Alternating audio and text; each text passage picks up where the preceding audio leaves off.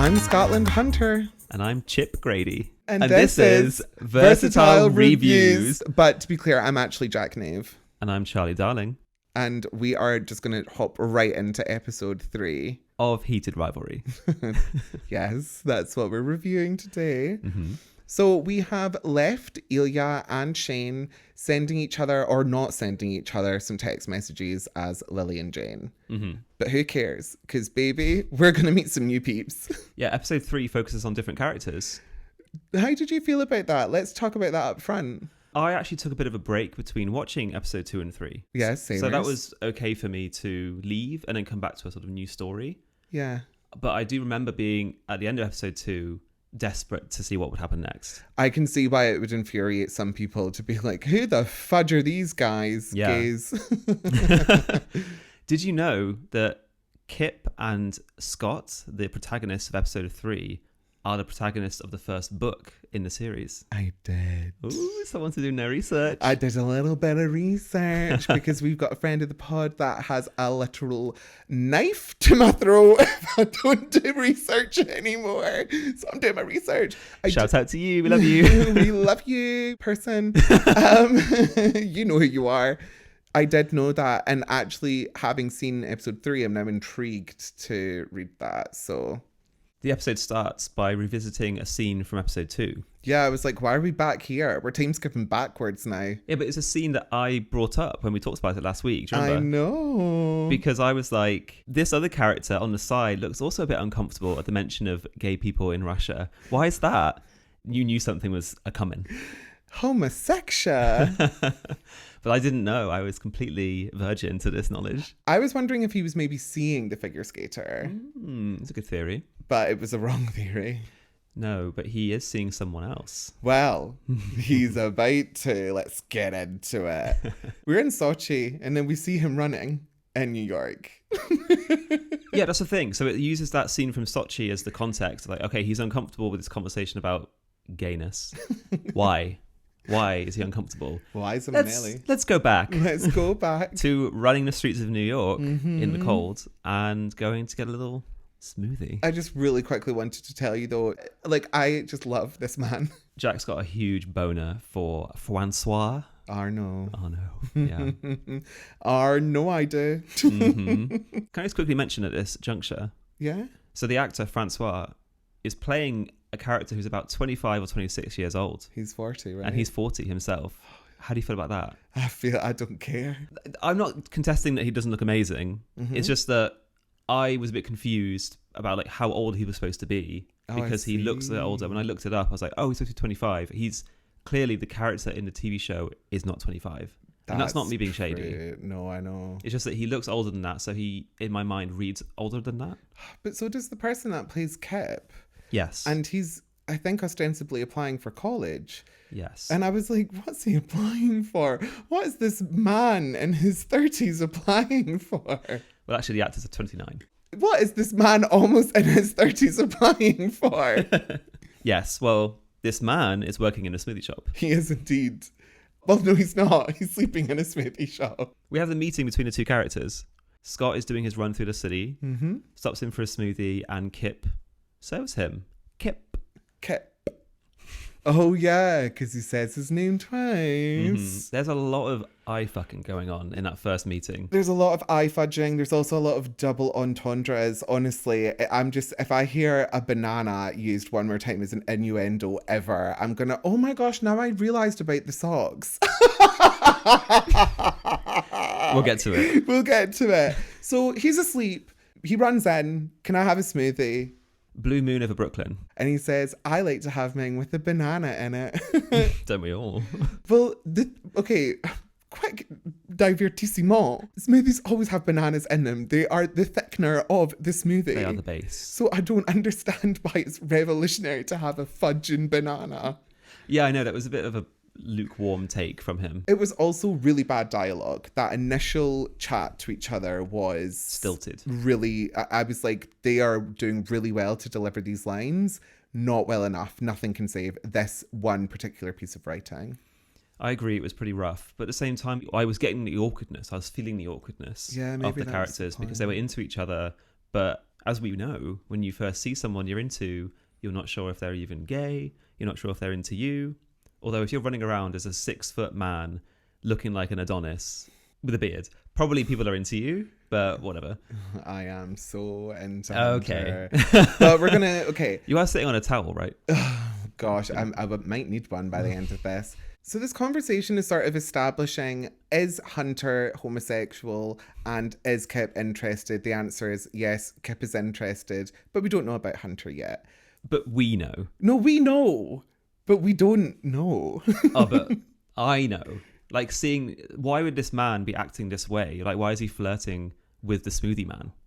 That's not how a straight man acts. No, that's not true. That is how some straight men act. Oh. Some straight men are so comfortable with themselves that everything is flirtatious no matter what they say. But do you think they'd go in and be like, oh, Kip, give me an extra banana? No, that's true. Look, anyway, he leaves.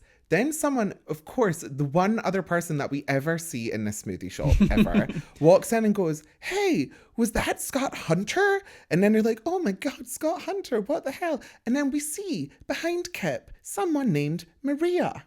Yes. I've got a question. Bring it. Where the fudge was Maria when Kip was asleep?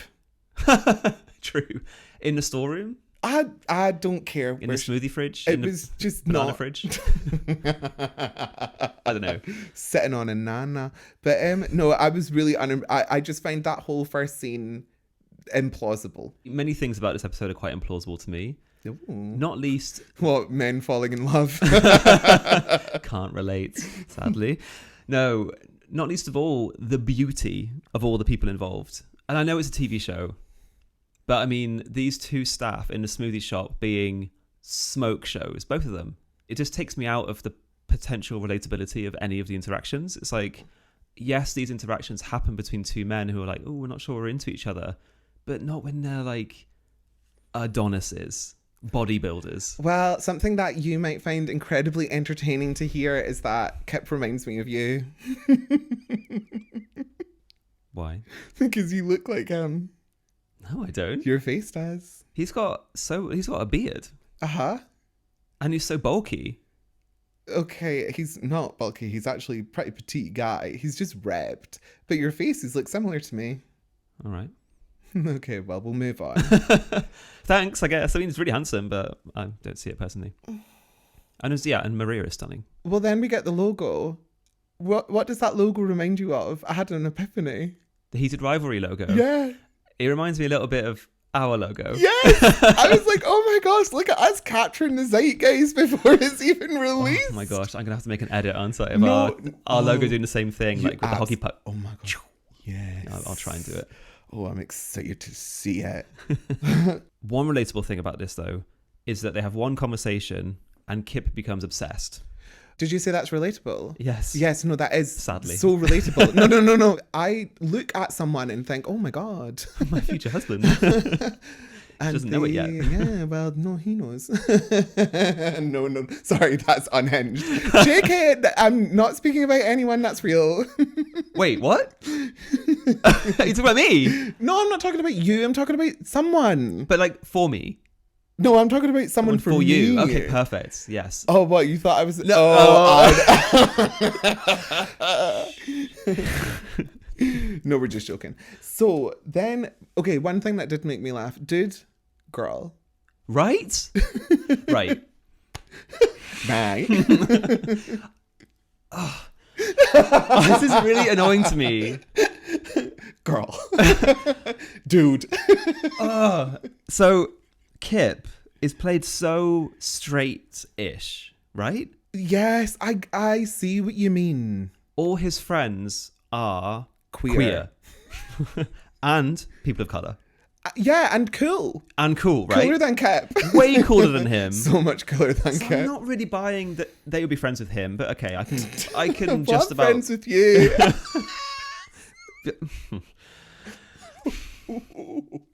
If you are friends with these cool people and they're calling you girl, you're also going to be calling them girl. Yeah, it just was... Well, it was funny to me. Where is he getting this dude bro personality from if all his friends are queer and fabulous? Yeah, interesting. Just bothered me.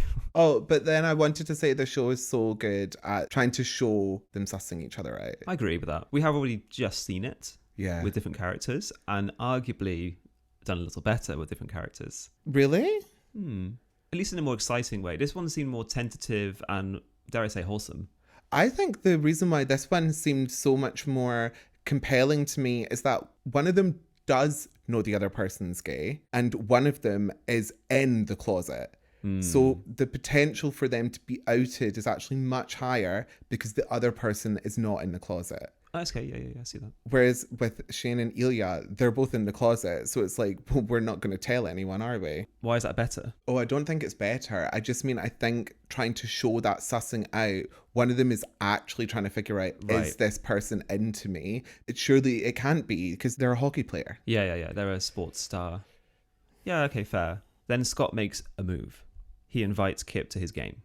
Yes, he does. In the cafe that is always empty. In New York City. That apparently has the best smoothies ever. That has celebrities going to it. Sorry, I can't not mention that. It was really, really immersion breaking. I was like, really? Because in London, you are never walking into any smoothie shop and it doesn't have someone in it. True. And having like a long chat with the staff. They will not give a second to you. Do you mind if I sit down and send some emails? Why do you need permission to sit in this cafe that you just paid for a beverage in?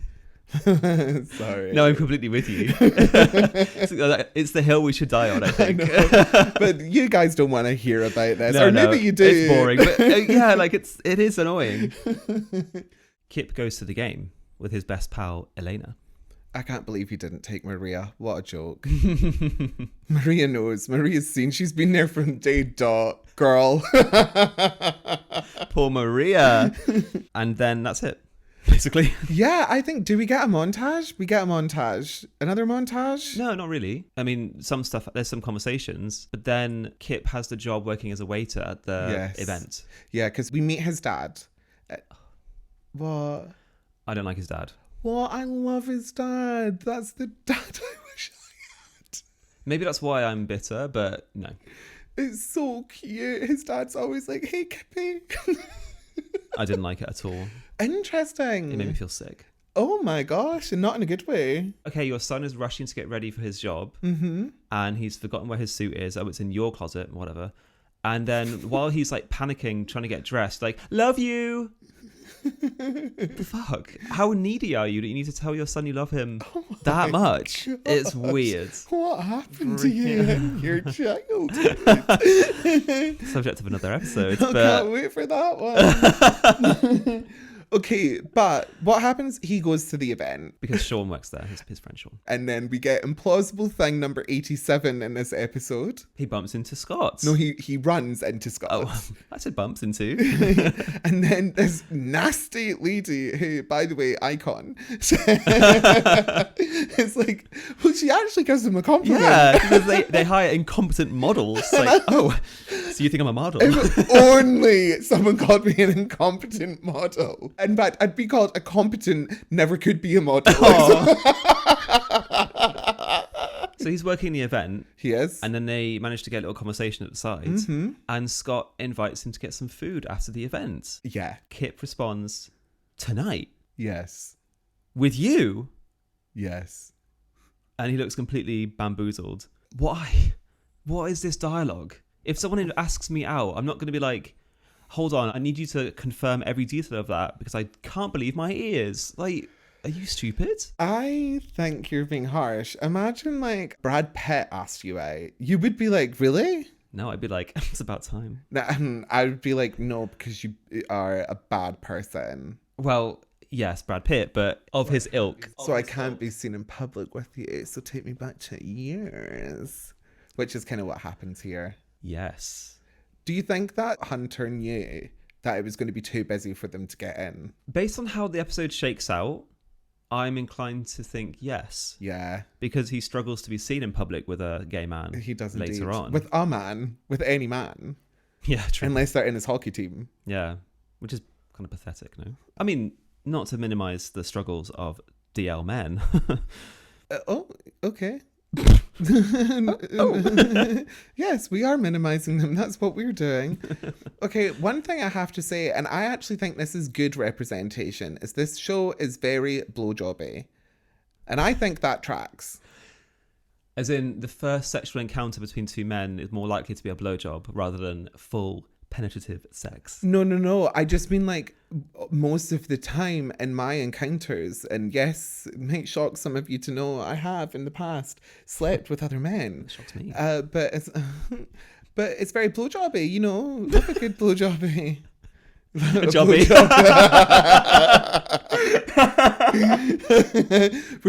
Not a jobby. Not a blow jobby. I'm just gonna sit on the toilet and you're gonna suck my cock. Oh my days. Is it blow it out of me? That's foul. Sorry, okay, let me just recover. I'm bright red now from laughing at that. Maybe you need to context what jobby is to some people. For those of you that don't know, in Scotland, our word for like a poo or a poop is jobby. And there's much discourse about how we should spell jobby. I personally prefer Jobie, but lots of people prefer Jobby. I think that's ugly, but we can all agree that it is pronounced jobby. So a blowjobby in Scotland is not something you want to offer someone. But it's very blowjobby, as in there's blowjobs that happen. Blowjobs galore. All I was thinking during this first encounter between them is that Kip has just worked how many hours? You know, in a kitchen, in a sweaty, hot kitchen, carrying food around. He must stink. Well, okay, I'm going to say something a little bit controversial. JT Firstman might have been onto something. Why? When he said that it's an unrealistic depiction of gay sex. Because they're all having sex all the time at all hours of the day, and after they've definitely not been doing jobbies. And I just don't understand the logistics of it. And someone commented on one of our videos that there is no lube in this show. So when you were talking about washing the lube between your cheeks, they were like, what lube? I assumed it was applied off camera in that case. Moving on. Can you stay? That was cute. Weird, but cute. I actually thought it made perfect sense. Oh, tell me more. He is so repressed and not out. So he clearly doesn't have a family. We later come to find out that he's actually an orphan. He has nobody. So of course he would want someone to stay. And the only person he can ask is the only person he's ever brought back there. Yeah, it's a bit crazy to ask someone you've hooked up with once, can you just stay in my house all day and wait for me? He doesn't even have a PlayStation. Like, what are you going to do all day? I'd be so bored.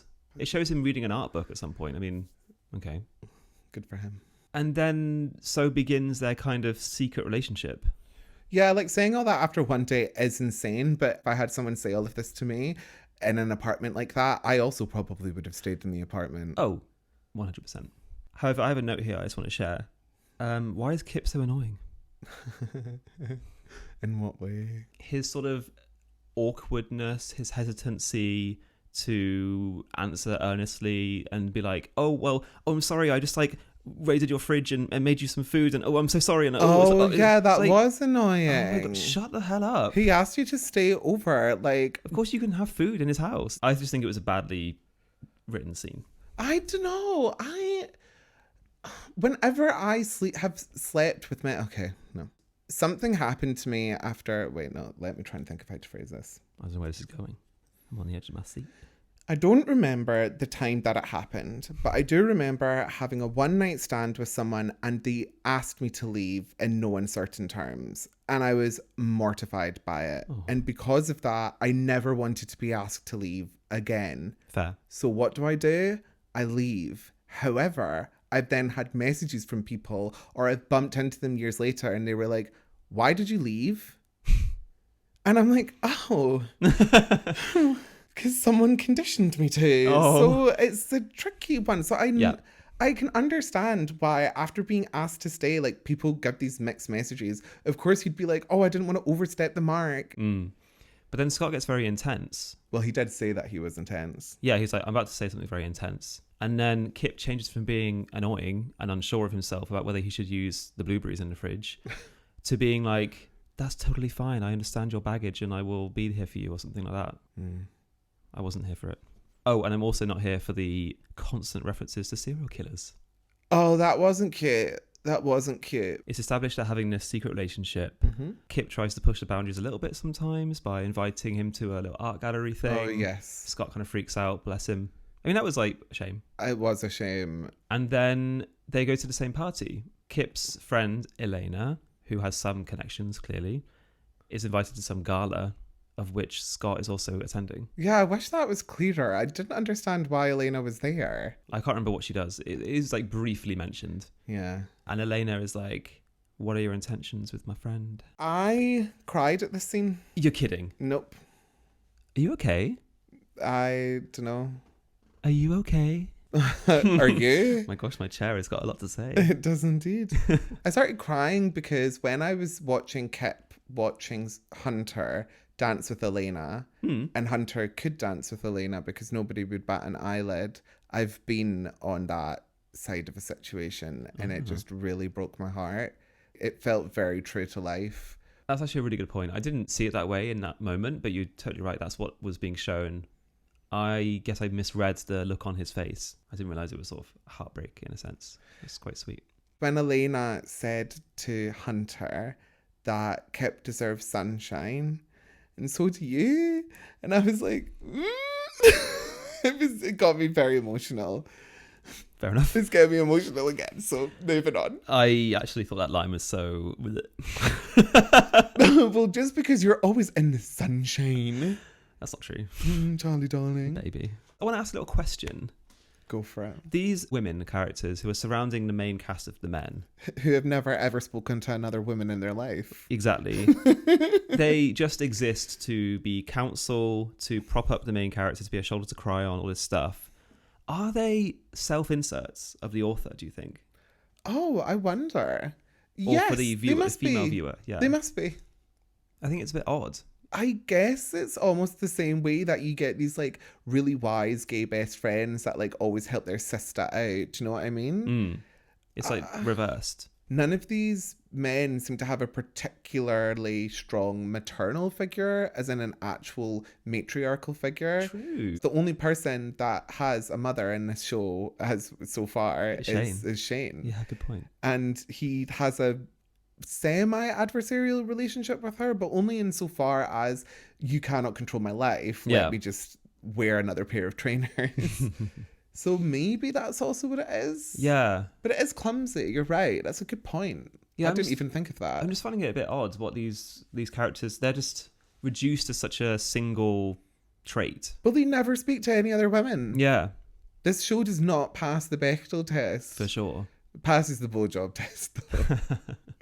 That's a good test. I passed the test. I just think it's a shame. You're right. So now we do get to that conversation in the apartment. The final conversation. I loved it. It made me laugh. Why? Because Scott is like, can you just be like my secret for about a few more years? Unhinged. I mean, yes, but I failed to see any humor in it because it blew up one of my relationships. Like this storyline in particular, for me, I guess I didn't relate to it in the same way you did. Because who would keep you a secret? That's tea. So it's tea that I deserve to be kept to No, of course not. But I just don't believe that their relationship is particularly exceptional in any way. It's just so whatever. They met in a smoothie shop, they've seen each other, had a lot of sex, and then they're like, oh my God, my heart's breaking, my life is ending because I can't be. I just wasn't buying it. I was like, I don't really care about the struggle. It's so interesting. I think that your opinion is the majority's opinion. A lot of people did not like this episode. Oh, really? Yes. Tell me why. If you know. For like all of the reasons. They didn't like the break of the continuity between Shane and Ilia. They didn't like those two characters specifically. And I think they also thought it was a little bit pointless considering that Heated Rivalry is supposed to be about Shane and Ilia. Yeah. For me, it resonated more than any of the episodes so far. So okay, amazing. That's super interesting. Yeah, I think the reasons you say that people don't like it for are valid. I enjoyed them as characters. I just think it was generally a bit weaker than Shane and Ilia. I can see that. For me, because of my biggest relationship being totally blown up by the fact I could not stand being kept a secret, and it really wasn't even his problem. Like, he wasn't a secret for anyone in my life. Yeah. And I was living my life openly and freely, and everyone knew about him. I just was a secret in his. Yeah. And I don't think it was fair for me to try and push that timeline. But I also don't think it was fair for me to have been kept a secret. So it's just a tricky one. So watching this again, I'm like, I relate to both of them so much more, because when I look at that my relationship being blown up, I just think, well, what could have been if only I'd been more patient? But had I been more patient, maybe it would have never changed at all. I've also had an experience of dating someone who I was a secret for the majority of their friends. Oh, wait, I did forget that. Well, I kind of forgot that too. But it happened much more recently. And what I mean by that is it happened when I was older. Yeah. I'm much more able to handle it, I guess. Not to say you couldn't handle it, but you know what I mean? I couldn't handle anything, so you're right. Right. So this happened to me when I was about 30. So when my boyfriend was saying, I'm not going to tell anyone about you and about being gay, my reaction was patience at first, and then after a bit of time I was like, well, I deserve better than this, bye. Yeah, I was laughing about it as well when it was going on, because I was like, but you're so out.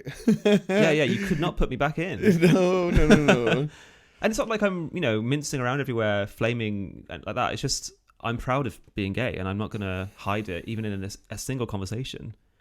I mean, I did for a couple of conversations with his friends, but it felt gross. I mean, being introduced as your friend is... Yeah, it's rough. Well, in London, I don't know what it is, but I was always bumping into people I knew. And when I was with this person, we were always bumping into people he knew. And it was mortifying, because he would introduce me as his friend, or sometimes he wouldn't introduce me at all.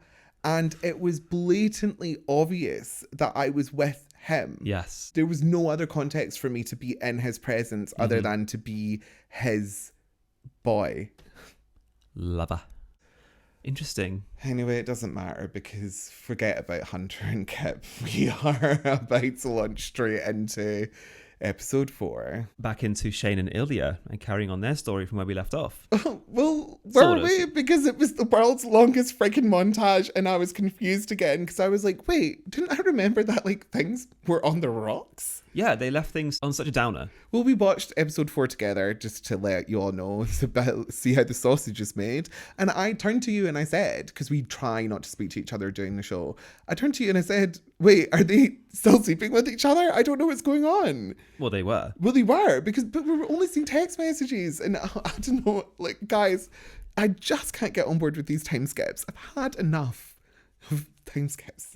It was definitely confusing, because the end of episode 2 was such an emotional gut punch, and that still lingered in our hearts and guts. So suddenly everything's happy. They're playing the games. They've got the aggression on the rink. I keep wanting to say pitch. I don't know what ice hockey is. Okay, and then montage of them getting it on. Repeatedly. It was just so many montages, so many time skips. But one thing that I wrote was, it was really repetitive, and because of that, it showed that nothing was progressing. They were staying the same. Ilia was still sleeping with random people / Svetlana / Svetlana. He was constantly running on the treadmill. They were doing the games. He was losing games. He was winning games. It was so boring. Actually, can I say something?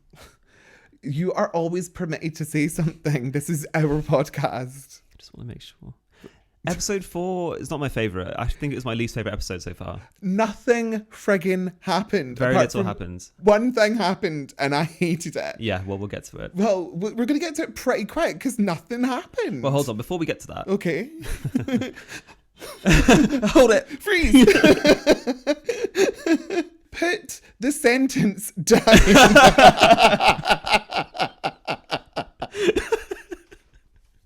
I love that. Hold on. Sometimes you just laugh at my worst jokes. And I just am like, I'll come up with the cleverest pun and you'll be like, okay, not every pun has to be made. And then I'll say something that has no basis in reality. And you're like...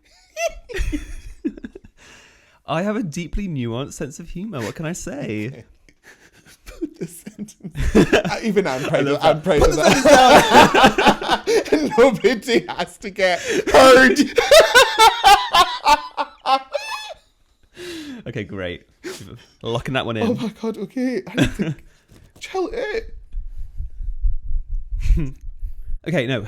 Wait, I have one last thing to say. I'm Say so it then. sorry. Wait. There is something really important that happened in episode 3 and I forgot about it, and then I came to a realization about it. Bring it. So sorry to interrupt episode 4, but honestly, it's so boring. So anyway, the bananas. Oh.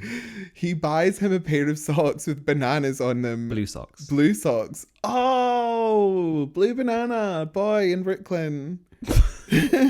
Blue moon in Brooklyn. Sarah Larson mentioned. That was cute. I thought that was actually really sweet, like a little secret. Just like wear me on your feet. A blue job. Blue job. Yeah, that's cute. Oh, you wanted to say something? I did want to say something. Okay, say it.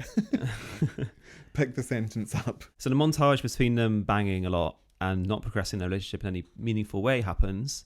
Then Shane goes to visit Ilya at his new pad. Yes. Ilya's got a fancy new apartment now.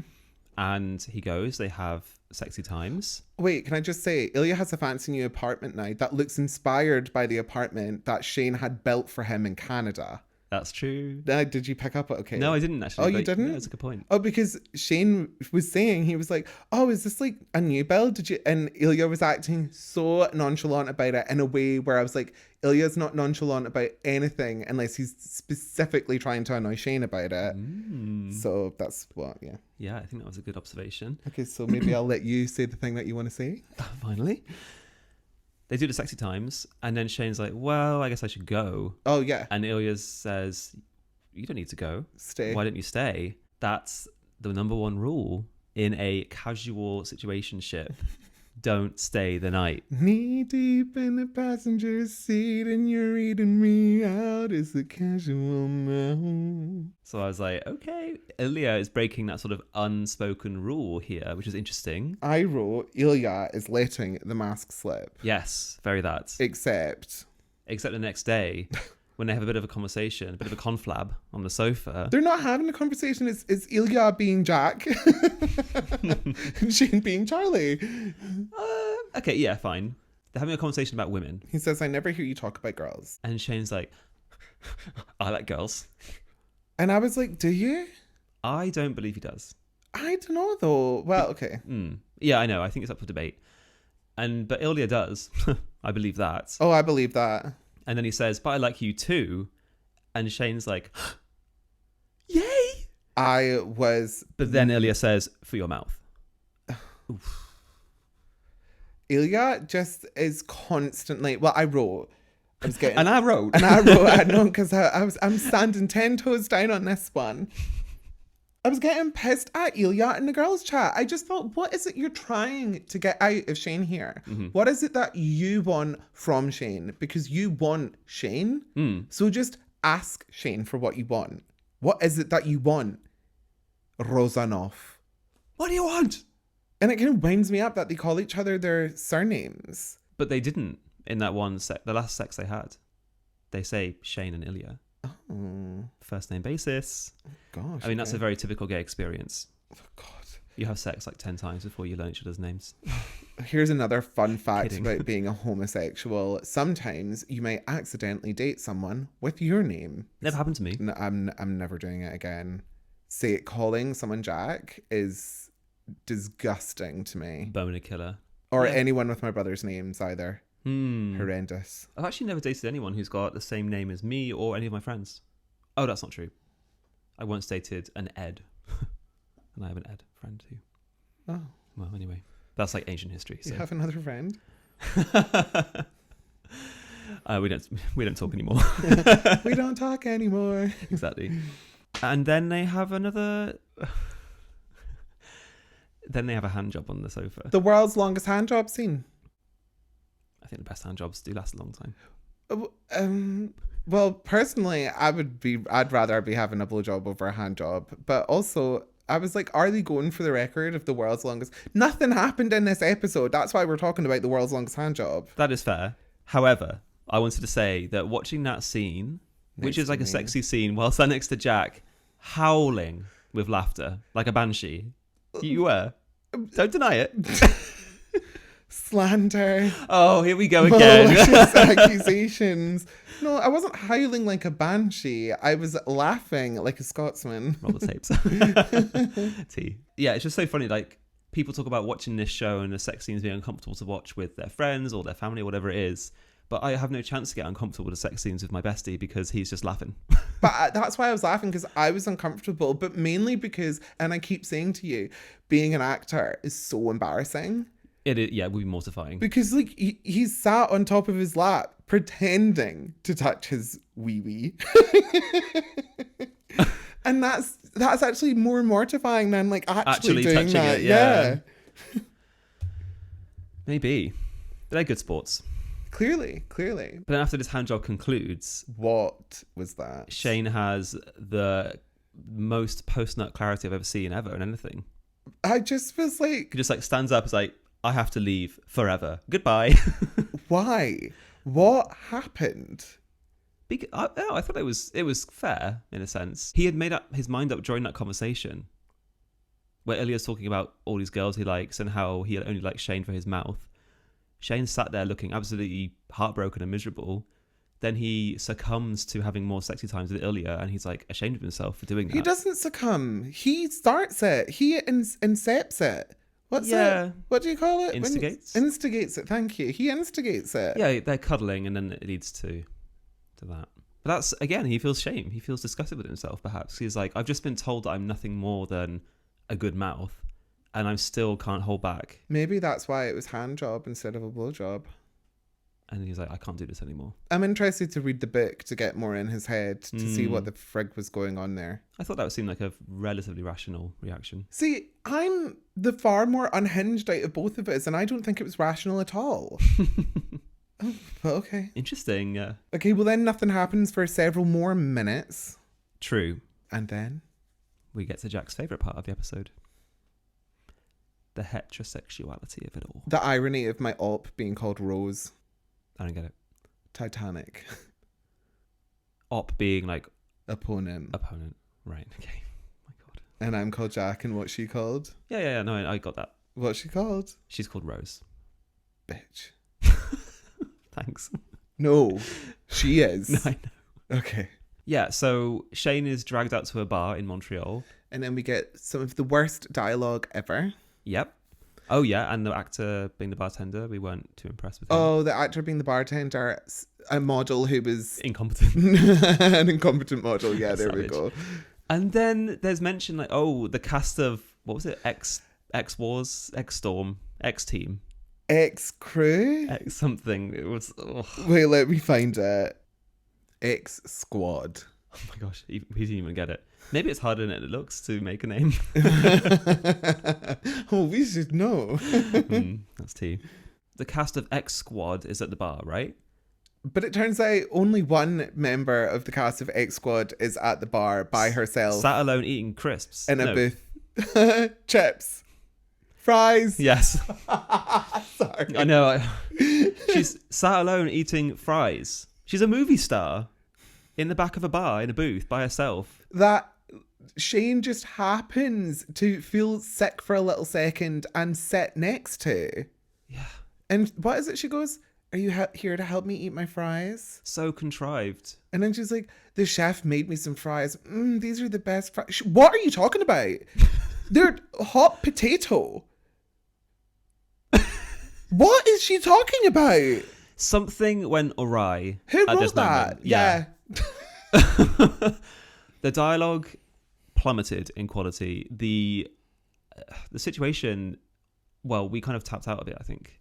We're not on board with this. It was disgusting to me. I just think in a TV show that is supposed to be so homosexual, to see any heteronormativity in it is just, it's my kryptonite. It's a smack to the face. It's homophobic. And then we have to sit through that conversation they have where Shane has zero riz, yet she is like...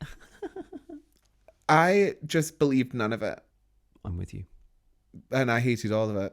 I mean, I know you hated all of it because you wouldn't stop saying it while we were watching it. No, I wasn't saying anything.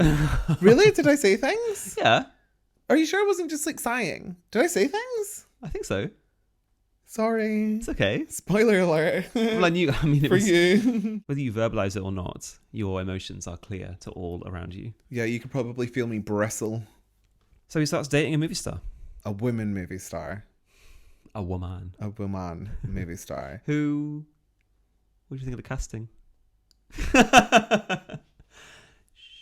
I just didn't believe it. And that's what I'm saying. I didn't believe it. I didn't like it. When you've got Kip's best friends in episode 3 being absolutely stunning. Like the most beautiful women you ever saw. The actress playing Rose, I wasn't really getting movie star vibes from her. Oh, yeah, but I absolutely did from Elena and Maria. Yes, that's what I'm saying. Yeah. So weird. So that seemed odd to me. Yeah, and they're dating and they have a bit of a back and forth that was like kind of cute, I guess.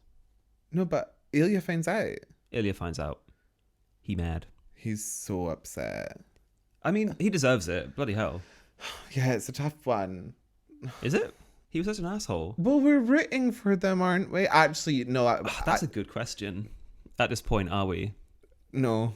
I'm rooting for both of them to go and find other men. Yeah, I would definitely say I'm rooting for them less than I was.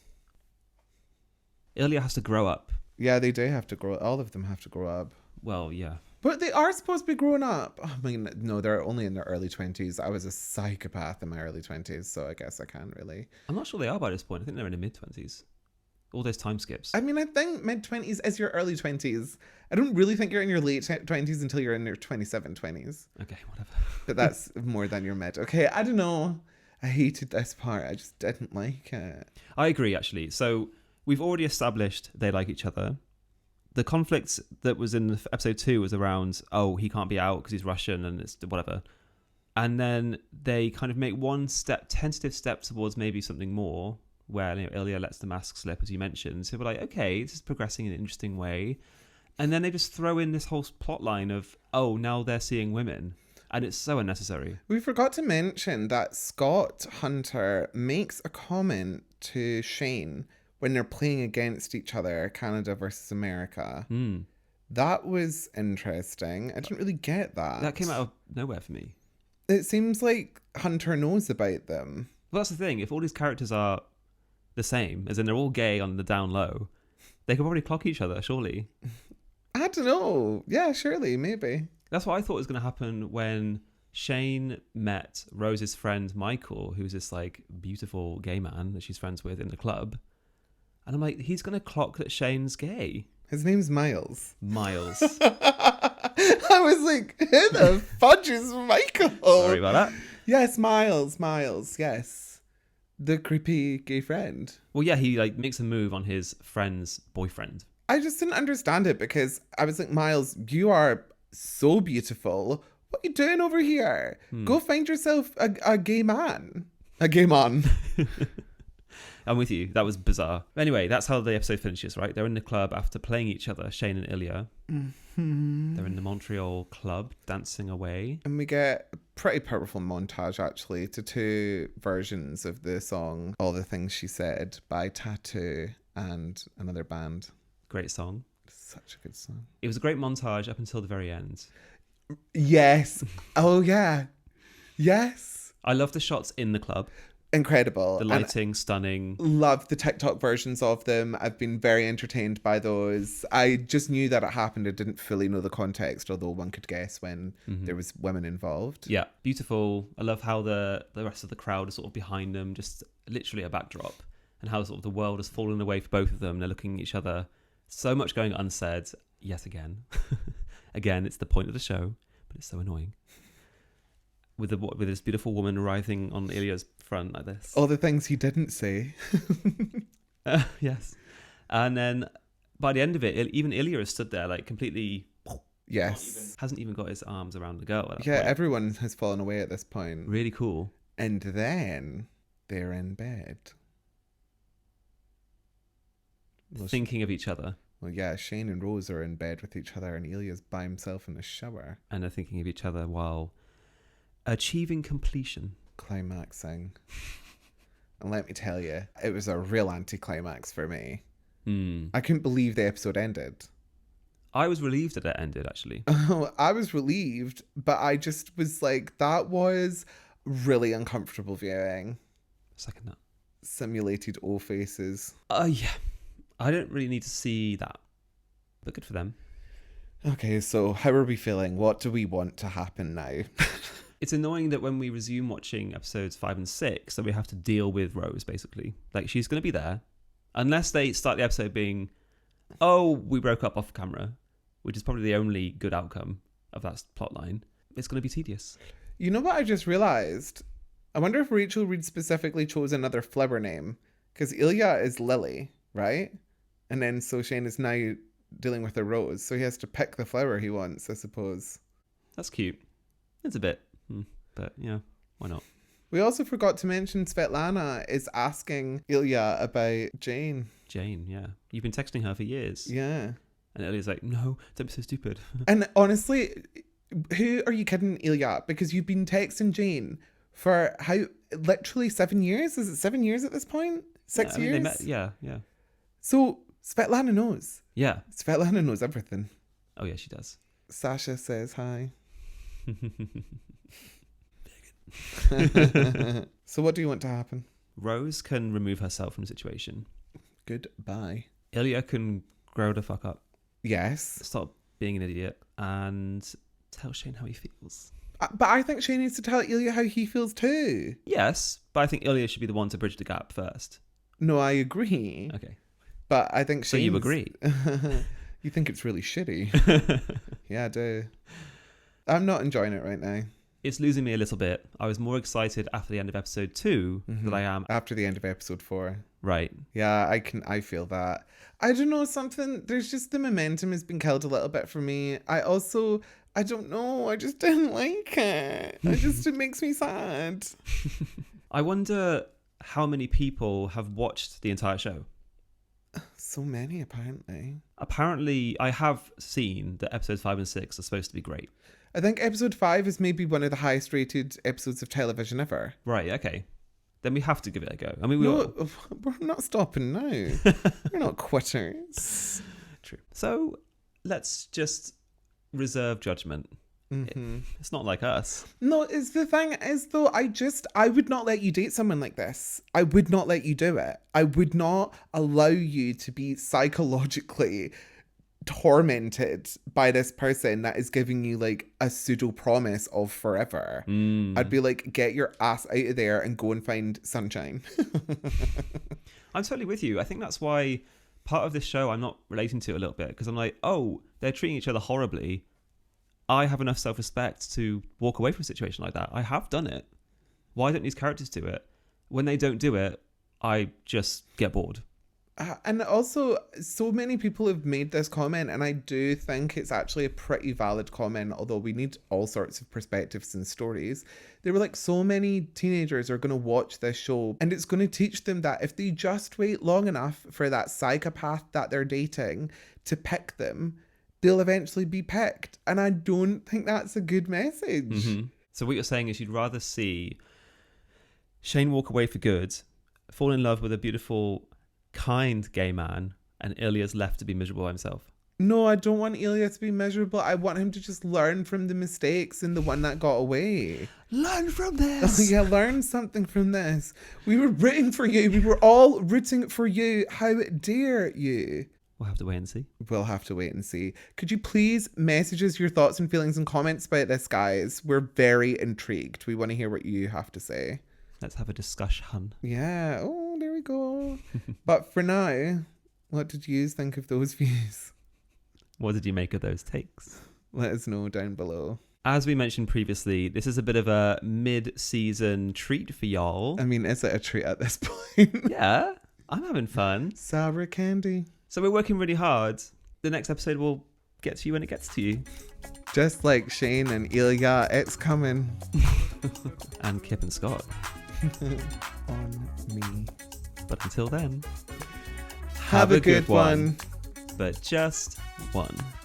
Bye, Zamanelli. Smoothie for you. That was good. Oh my goodness. Oh, I'm very proud of you. Darling over Dallas. What? Darling Moon over Dallas. Oh. A darling moon. Darling Moon on a Knave night. Sounds like a chat GPT thing. Blowjobby.